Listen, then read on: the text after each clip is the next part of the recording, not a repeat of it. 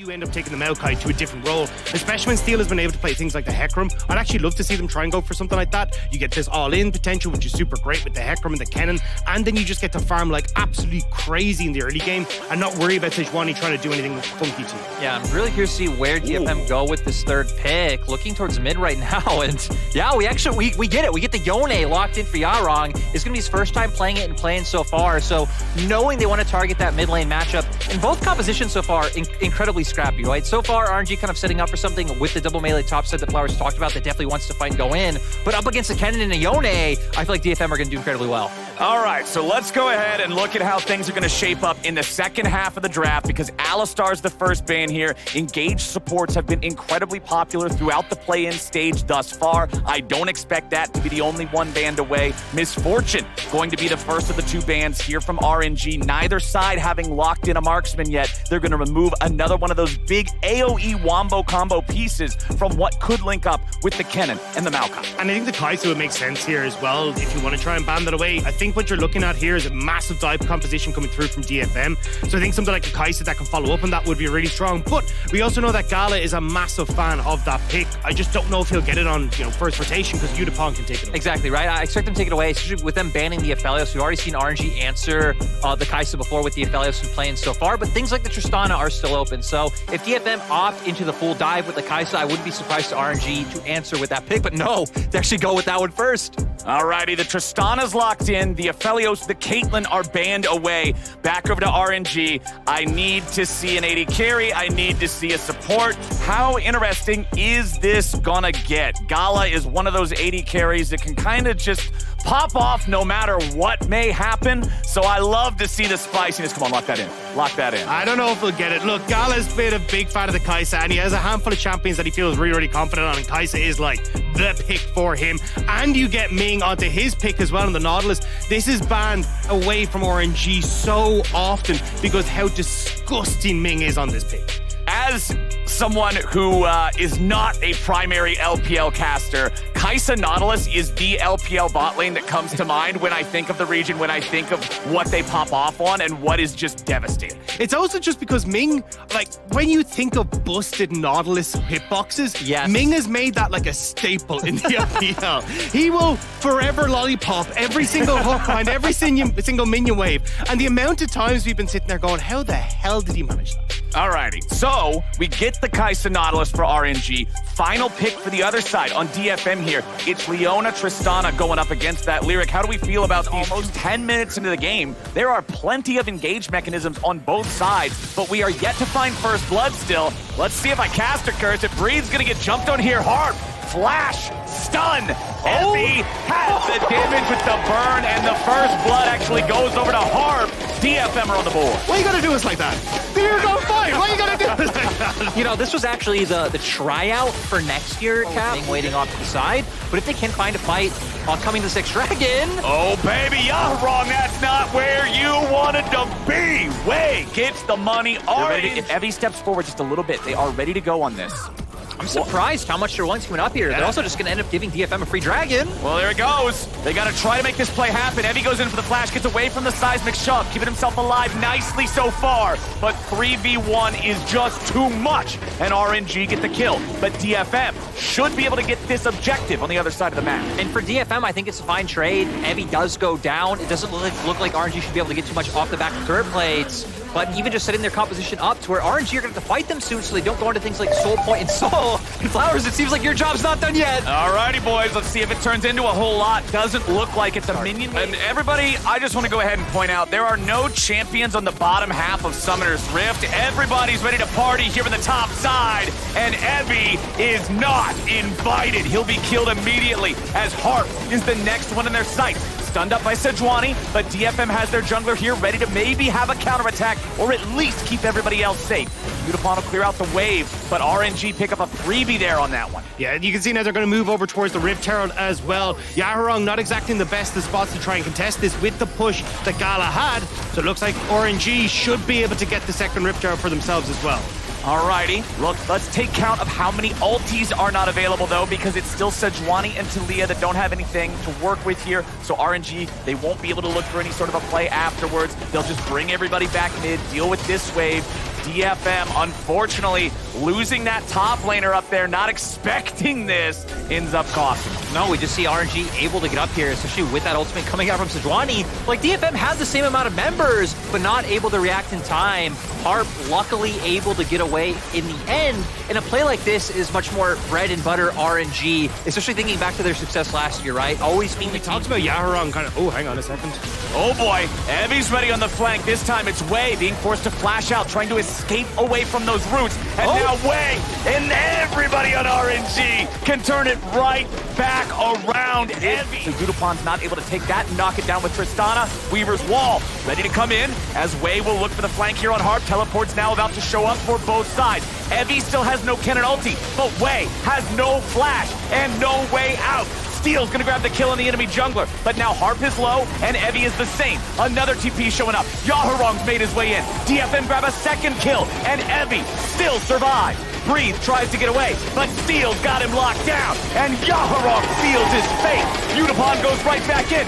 Xiaohu has to flash, and DFM just crushed RNG in a team fight. DFM outman RNG on the play. The TPs are in better spots. They pick off the members they need, and now they're moving over towards the Baron. This is exactly what DFM wanted. If DFM are gonna, for the first time, take down an LPL team, take down the MSI champions, getting the team fight, getting the Baron, if they could translate this into a game one, that would be huge.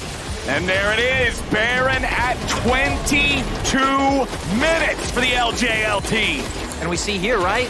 Dagny were just saying that the better positioning coming in. RNG thinking they found Harp, but he manages to get away. And I love the positioning that Evie comes in on because they know Wei's flash is still down from the last play. So this time it's him overstepping a little bit, gets picked off. And then sadly, with him down, with Ming already getting chunked out, you really don't have a frontliner to absorb all this damage because Breed's on the opposite side of the fight. Yeah, the position on the TPs was just great. You see the first one zoning off Gala and Ming from the start of that so they can go on to Wei. Then you get Yaharong aggressive TPing, but here we go. Oh, we are not done, my friends. Yaharong getting himself right back to where he started here with Soul. So much about the fate of this game. DFM's tanks are going to start up the Drake, but they're not going to commit heavy DPS to this, not just yet. Now they'll pull it out, start to put a little bit more damage into it. Evie remains on the flank. He wants to be able to find a slicing maelstrom that can really change the fight. Drake goes over to DFM. Steel fires off the ulti. Wei takes a little bit of damage, but not a whole lot. Nautilus ulti back onto Steel. They're just both hitting tanks. Ming goes in, finds Evie, but he doesn't find him well enough. It's Ming who ends up giving him a freebie. Knock to Foods here. DFM get a freebie on top of their third Drake. Yeah, DFM now on Soul Point. The fact that they already have Baron is just huge. Now gonna be able to start translating this into map control into a big gold lead is, yeah, Wei, that was not it. That goes wide. DFM now gonna be able to reset off that one, but look at what Yaharong's been doing in the side lane. Able to get this pushed in, and they just keep denying RNG gold and objectives on the map. This is fantastic from DFM. They're doing such a good job of causing RNG to overextend continuously. Ming goes to the hook. He ends up so far out of position. DFM can collapse on him. DFM are playing this composition wonderfully, and RNG just can't do anything about it, right? Like Steel here, great ultimate, zones off RNG, kind of what we talked about. Like, they want to try and get access to backline with the Gala, but they're not able to do so. And then again, Ming goes for Evie, but who follows up here? Like DFM, great ultimate coming through from Harp that keeps the rest of RNG at bay. They can deal with Ming. Like, they are just playing and executing around these ultimates so much better on DFM's side. Xiaohu and Gala, the other thing to remember, no Guardian Angels, no stopwatches. That's what makes it even deadlier. Evie getting caught now again, just when I got done praising him, it could be lights out. Ming goes over the Hex Tech gate. Evie goes into the ground. Zero and knew that it's better to just die and still have that for the soul fight than even use it to get away and live. So let's see it. DFM starting up the Drake, losing a little bit of patience there on it, so it'll reset slightly. Just above 6k health now. DPS continuing here. Steel fires off the ulti. Ming's gonna be here in the front. Harp tanking back on the other side. Drake is low. It is secured. Hex Tech Soul over to DFM. RNG tries to run, but Unipon's still ready to go. Breathe gets one back on the other side, and Xiaohu's doing an amazing job kiting him out. RNG with an outplay, but Evie gets the ult that will slice right through them. 3 for 3. Soul to DFM. There's the flash from Evie to get in onto the backline of RNG, but RNG, I mean, you still got Way, you still got Breathe up, so DFM won't be able to get anything more, but they got away with Soul, and they'll be happy with that one. DFM just off to such a great start. We're going to see here, too, them able to force their way in. Maokai Ultimate doing so much to prevent other members from RNG coming through, and then Yaharong to get multiple members of RNG locked down. We can see resets already coming through from Udapone to be able to get more done. Sure, Breathe takes with the support on the back half, but DFM already got what they wanted. And that was the big point for me in that fight. Breathe spent so much time trying to chase DFM, get around the pit, get into it. DFM have 2 TPs, RNG only have 1, so... Oh boy! Yaharong getting jumped on here. RNG trying to commit to this, but now they got to be careful. Soul Unbound's ready to go. Evie shows up. Slicing Maelstrom's already going. Evie goes into stasis now to buy himself a little bit of extra time. The ulti comes down, but Evie goes out. They're still looking for a little bit more damage. Yaharong's being chased. He gets away from 3. A double kill back over to Harpit's a 2 for 1, favoring the side of DFM. And DFM just continue to do it. RNG know things are getting dicey. They feel the pressure, so they try to all in for the pick, but DFM just still have the tools to outmaneuver. Now they're targeting towards his Baron. And this has just been such a smart draft from DFM, right? Every time Gala tries to go into these fights to the short-range Kai'Sa, there's Yaharong's ultimate, there's Evie's ultimate, there's Steel's ultimate, there's a Solar Eclipse that's coming his way as well. It feels like he cannot get access to these fights. And when Xiaohu is being pinpointed down immediately... Oh, there's the Baron already gone as RNG tried to go for Hex Gates to see if there was any potential way to stop it there. But now Way and Breathe are behind enemy lines. They must try to exfiltrate. Breathe is going to get jumped on now by 2 tanks and an AD carry. It's not a good place to be, but it's better than the graveyard, and that's where he's going. Shut down, credit over to Yaharong. 5v4 for 45 seconds. And we can see RNG, they know they're in a dicey position, need to go for this pick, but Yaharong's incredibly tanky. Death Stance, Sunfire already completed, manages to just dash out, and Evie wanting to all in on Gala. This initially kind of helps RNG because the fight split up. It isn't just all of DFM jumping at you, so they're able to get that first pick, but still, with members like Ming and Xiaohu separated on one side, we see Udapone, Steel Harp, all the AoE CC able to come out. And it feels like we're and his CC cannon right next to him. They can't get anywhere close. Yeah, it doesn't feel like RNG really even have the tools to be able to answer. Like, sure, Xiao can try and wave clear with his abilities, but there's Tristana range coming out. The amount of damage to be able to dish out so quickly really isn't going to be able to stop the Baron pushes coming out from DFM. So now we're up to a 6K gold lead.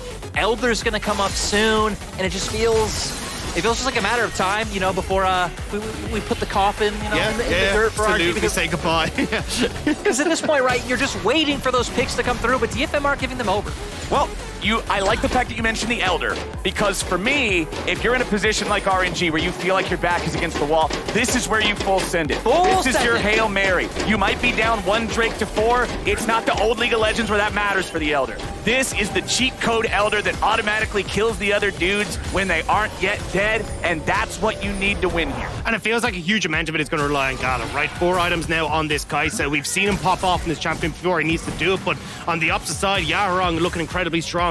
You're nearly finished off that LDR for Udapone as well, pushing that full build. DFM are in such a good spot right now, and where's the vision for RNG, right? We already talked about DFM. The front to back is popping off, and RNG are going to have to face check this. Oh, man, that is so scary. Maokai in the river has shown to be one of the most frightening things in all of this play-in stage, and now it's the reality for RNG to have to go near. Evie with the flash Maelstrom ready to join in. Breathe is over the wall looking for some sort of a flank. Yaharong's going to keep him away. DFM ready to turn this into a PvP type of fight, but it's Harp who dies first. RNG find themselves a potential angle. The Drake's still at half. DFM have lost a man, but RNG have injured health bars. Xiaohu tries to fire the Weaver's Wall through there and disrupt him. Doesn't get a lot of value out of it. DFM taking it very slow, very steady. RNG now going to be the ones taking the Drake aggro. Udapone, keep your eyes on him. Tristana with that Guardian Angel ready to go. DFM trying to keep RNG back. Remember that Breathe does have the teleport. He would be able to retreat and rejoin if he felt he needed to. Yaharong clearing out some vision. Udapon trying to get the wave pushed up. Now you got a TP coming back in from Evie. The Elder Drake's down to 2K. Elder Drake will be secured by Gala, but now Evie's coming into the fight. Gala's gonna be taken low. He won't be taken out. He fires back. Elder execution. Gala finally died. Everybody but Xiaohu has been deleted, and DFM are marching down mid lane. Udapon needs to find Xiaohu though. He will be able to reset and should be able to clear out these waves, but this should be the base broken for DFM. Once more, the team fighting from the LJL is coming up huge. LPL's 4th seed may have gotten the Elder Drake, but they were so injured from the previous fight, they couldn't get anything out of it. Yaharong has chased Xiaohu to the ends of the earth and stopped him from getting back in time.